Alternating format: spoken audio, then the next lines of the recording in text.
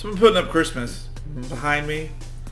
Those are all my boxes of ornaments. When I met Phil, I only had a single box of ornaments. Now I've got what he considers too many. But he doesn't know next year we're going to have 3 Christmas trees. I also got this one from the Hallmark store. They're blown glass Princess Disney dresses. Because I have a Disney princess problem.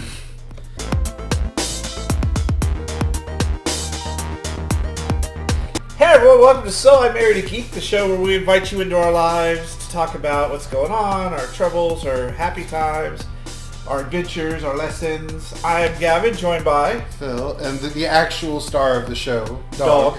We decided we have to give her own episode. We're going to subtitle it. I mean, she's been asking for one for a while. So. It'll be quite hilarious, right?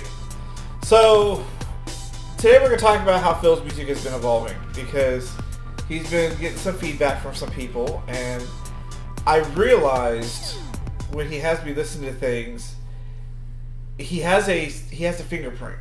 It is like synth piano and reverb vocals, and he played me this is what I realized. He played me a song that's supposed to be really sad, but you couldn't. It sounded like a carousel song.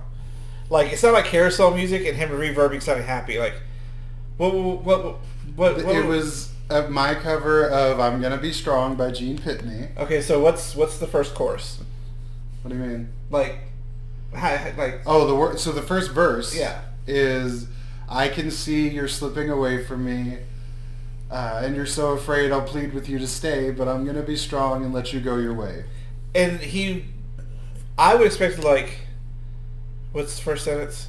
"I can see you're slipping away from me." I can see you're slipping. So you're Disneyfying it. Something. You're like, Disneyfying it right there. You're slipping away from me. You're Disneyfying it. Whatever. Just something with a little more emotion, not something happy carousel poppy. Like, it just didn't work for me. And I was like, well, why don't you get rid of the synth line and put in, like, some drums or something? And then he started getting feedback from some people he reached out to. It's weird. So, I guess what's weird for me is one of the things I always tell Gavin when I listen to some artists and producers is I don't like producers who have very grimy fingerprints, and by that I mean you can tell. Yeah, this isn't meant to be disrespectful because I have to start. One of the things I'm working on in 2022 is not being a hater and not, but like will.i.am. It doesn't matter what artist he works with, even if it's their song and he's the producer. It is now will.i.am featuring that artist because he can't help himself. Every song has to sound like he is the featured player and anyone else is just lucky to be there with him. But the producers who I think are really amazing are the producers who enhance the artist, not themselves when they work with them. So like Starsmith, Stuart Price, like Charlie Beans, there are some producers who you know that they're there in the studio, but it's not because it sounds like every other song they've ever done. It's because you can hear their style, but the artist that they're producing just sounds so much better because they worked with that producer. And I want to get to where my music is like that. But I have a hard time because in some ways my music doesn't sound like anybody else's. Mm-hmm. You've been told that many times. And the hard part is if my music doesn't sound like what anyone else does, how do I not become that really grimy producer where you can always tell I was part of it because I can't help it. Everything I do sounds exactly like what I do.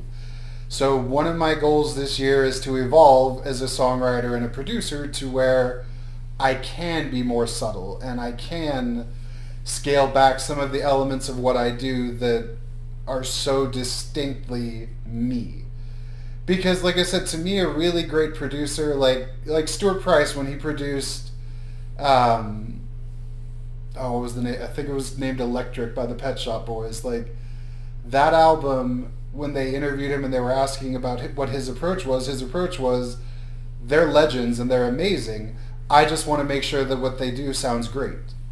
It was not for him to take over and hijack the sessions. It was not for him to self-aggrandize. And then he was their opening act on the tour I saw them on, but he opened up under a pseudonym so that, again, he wasn't stealing anyone's spotlight. He was just performing a DJ set, which was fucking amazing. I want to get to that kind of style where I can write a song for somebody else and it sounds like it was written for them, not I wrote a song for me that they get to sing on. And so one of the things someone told him is, man, I could hear this song if I was playing Halo, and he got... Now, let's, because I don't want anyone to think that I was offended. I was disappointed because in my mind I was like, I sound just like all I do is make video game songs? Like, and I told him, there is nothing wrong with that. You don't understand the explosion of video game music in the past few years. There was a traveling live concert experience. I would travel the world called Video Games Live that played nothing but video game music. It was sold out everywhere it went. And what I ended up telling him was, it isn't that it's an insult. It just wasn't how I heard the songs in my head. I didn't hear them as being part of a video game. I heard them as being written to tell stories. But one of the things that he has told me that resonated with me is sometimes, especially since a lot of my music is instrumental, he's like, sometimes when you write a song like that, it gives the person listening the chance to make that song about whatever it is they need to make it about. And we've talked about that. If you're not real specific, then it's open to interpretation. And everybody interprets everything different when it comes to art. And then I told him, when he told me that it reminded me of this interview that Seal did a long, long, long time ago, where they asked why he didn't print the lyrics to his songs in the CD liner notes. And he said, it doesn't really matter what I said. What matters is what you felt when you heard it and what you thought I said. And if you fell in love to a line that you thought I said, I don't want to ruin it by being like, well, no, that's not actually what I said. It's what it made you feel and what you thought you heard that really matters. And I'm having to tell myself that because in my mind, I wrote it. And this is something he and I have talked about. Like with a lot of what I do, I write the music, I do the mixing, I do the production, I write the lyrics, and I may have somebody else sing it or I might sing it. So in my mind, it's perfectly clear what that song is about. But that's because I did all of it and I wrote it and I knew where I was when I wrote it. And Gavin has had to stop me and remind me, he's like, just because in your head it's crystal clear doesn't mean it's that clear to everybody else who's listening. So getting that kind of feedback has helped me to kind of step back and really stop and think, I need to be more intentional with how I'm doing this. Sometimes what I'm writing is going to just be something that you listen to and you vibe out to. And I've had lots of friends who've listened to my music and told me, you could give me a bunch of these just in a playlist and I could just sit there and vibe out and listen to it all day.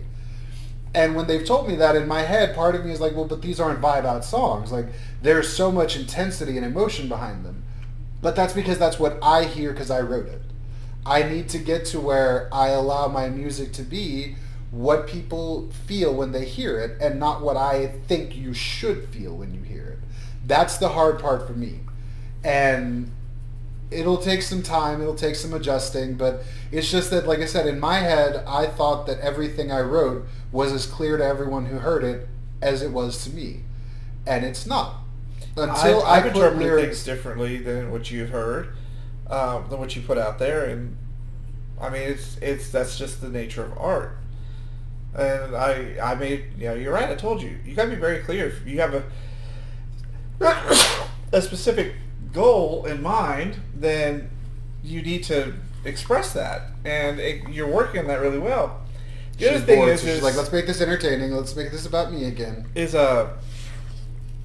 Sometimes you put too much there. Yes, I've heard that too. That I don't leave. So because I'm not singing on everything, and because for so long I didn't want to sing on things, I feel like the song has to have. Like, I'll even put the melody that the vocals would sing to if there were vocals, but there aren't. But then when I do that, I don't leave much breathing room for a singer or a songwriter who wants to add lyrics to it to insert their rhythm, their melody, any of that. So I'm having to practice leaving that kind of room on the track. And I love watching this happen. I love watching the development process. I've gone through it multiple times. I love being able to be here to watch him go through this, and he keeps wanting to record it, and I think it would be weird for people to watch me do this. I want him to live stream because y'all don't understand. Like, y'all would be bored out of your skulls. Like, I might take an 8-measure loop and spend 30 minutes cycling through it over and over and over, just on repeat, until I've tweaked everything so it sounds the way I want it to. It's not and the just that. instrumentation is right. When you have It Yasmin would and be Cynic come boring over, to just watch me. when y'all do the Music Saturdays, I really think because that's development of things, and people like watching that. It's fun to watch, and you'll get comments, and someone may have a great idea that you haven't even thought about. It's worthwhile trying it. That's what do you have to lose? I'm shy. Bitch, you do this show every day. You're not shy. This is not letting you into my creative process. We just did. Yeah, but that would be boring for some people to watch, and it would also be really weird for me to invite. Like, even, Cynic and Yasmin don't sit there with me when I write the music.